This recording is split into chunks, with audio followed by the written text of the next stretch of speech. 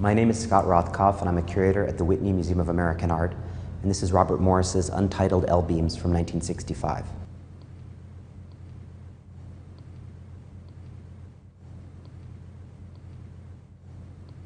When Robert Morris first made this piece, it was seen as a very aggressive, avant-garde kind of statement. Morris was as much interested in sculptural forms as he was in the way that they were perceived. So for him, the way that our bodies move around a piece of art is something that he was really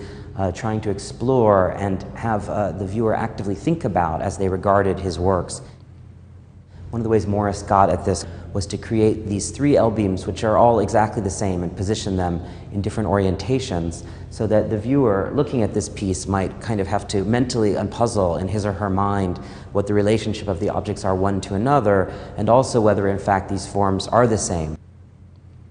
Morris originally thought that he would make a greater number of L-beams because he was going to array them in a much bigger configuration, and ultimately he realized that with just three he could show all the three possible orientations of this unit. You see one standing up, one on its sort of points, and one lying down, and if you try to imagine another orientation for one of these pieces, you really can't.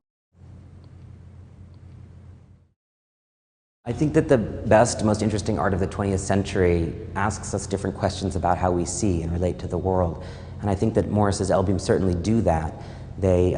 force you to think about what it actually means to see, to look at an object, how that object might change as we look at it from different positions, how Morris himself has kind of played that notion out by showing you the same object from different positions. So although this may not look like someone's classical conception of what a sculpture of a person, let's say, or an object in space might be, I do think that he's asking questions that relate certainly to the whole history of sculpture and the history of art more generally, which often is about how we relate to the world physically, how we experience an object in space, and how those experiences make us feel.